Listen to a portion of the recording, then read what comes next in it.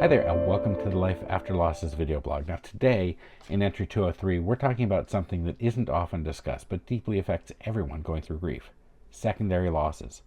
Now you might think that the hardest part of grief is the immediate primary loss of a loved one, and while that's monumental, the ripple effects can be just as profound. I'll be sharing some of my own experiences with these unexpected losses and offer insights on how to work through them.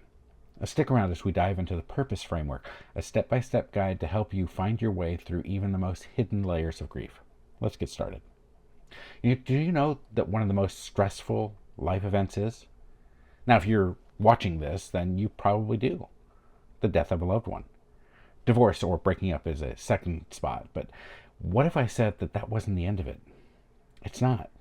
The death of a loved one is often just the beginning of a series of cascading losses. This primary loss takes such an immense amount of our energy to process that we may not realize it initially, but most all of us experience additional secondary losses as a result. Now, secondary losses are the ones that unfold over time. Those rippling effects that, while they're not as obvious as primary loss, can be just as impactful.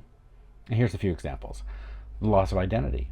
After my first loss, I was no longer a husband. The part of me that had grown, adapted, and loved deeply was suddenly gone. We define ourselves by our roles, and when these roles vanish, it leaves us an empty space where we once felt purpose and connection. Loss of faith or belief. I struggled to continue to believing in something I couldn't understand, which would allow so much suffering. It's natural to question your beliefs when life takes a turn and defies logic, fairness, and compassion. Now, faith can feel fragile after loss, and rebuilding it, if it's even possible, may take years, while others cling steadfastly to their faith. A loss of relationships. Friendships changed. Some people didn't know how to support me, while others drifted away. I experienced the heartbreak of family members of my husband disappearing soon after the funeral. Loss changes dynamics, sometimes showing us the limits of relationships we thought we could rely on. A loss of parenting partner. I became a suddenly single parent overnight. In our case, 2 preteens now relied on me entirely, and I was struggling to keep my own head above water.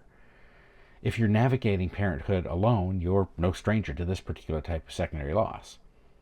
Loss of job stability. My role in my company had to change. I needed more flexibility, more understanding, and ultimately a new sense of purpose to keep going. And I know that others who have faced losing their jobs outright as responsibilities change and priorities shift. A loss of home. Some of my friends have faced losing their homes after the death of a spouse. Financial instability, practical limitations, or painful memories sometimes make it impossible to stay in the place that once held so much love and comfort. Loss of financial security.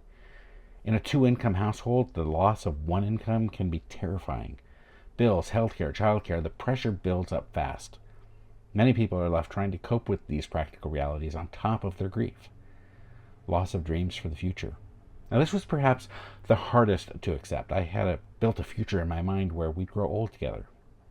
When that was taken away, seeing a future at all became difficult. It takes courage to start reimagining a life that no longer includes the person you planned it with. Now, these secondary losses are sometimes invisible to others, yet they are constant reminders of the initial heartbreak. And it's important to remember that not all of them happen at once. Some reveal themselves much later, taking us by surprise, and that can intensify the grief cycle. If you're experiencing secondary losses, know that it's natural to feel overwhelmed, and recognizing them is the first step in the healing process. So great, now you have a list. Now what? Well, one of the most essential things you can do is to give yourself the grace and space to grieve each of these losses individually. Grieving isn't just a one-time process. It's a journey that requires us to face each aspect of our loss with compassion and patience. And just like the primary loss, these secondary ones need acknowledgement and care. This is where the Purpose Framework can support you in navigating not just the initial loss, but these subsequent ones as well.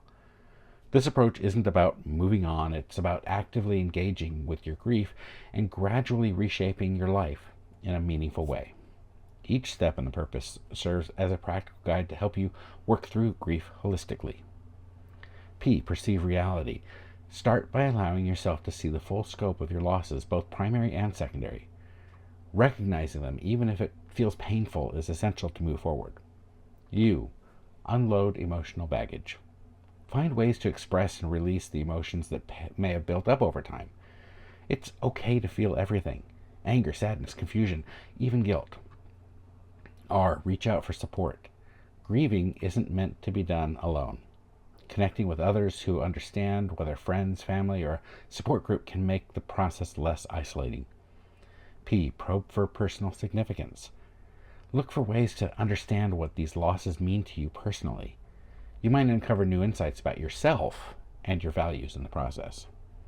O. Open a new chapter. When you're ready, start exploring what the new chapter in your life could look like, even if it's one small step at a time. S. Save cherished memories. Find ways to honor and keep the memories that matter most to you.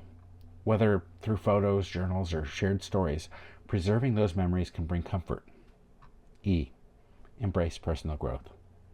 With time, consider how this journey has changed you and what it might mean for your future. Grief can reshape us, but it can also help us grow in ways we never expected. Now that's a high-level overview. Are you ready to take the next step? If this resonates with you, I invite you to explore the Purpose Framework more deeply in Grief Recovery for Adults. It's a guide to help you not only manage your initial losses, but to find hope and meaning along the way. Additionally, I've shared the Purpose Framework in this space, starting at the link above, to begin your journey to reclaiming your life, one purposeful step at a time. Thanks for watching.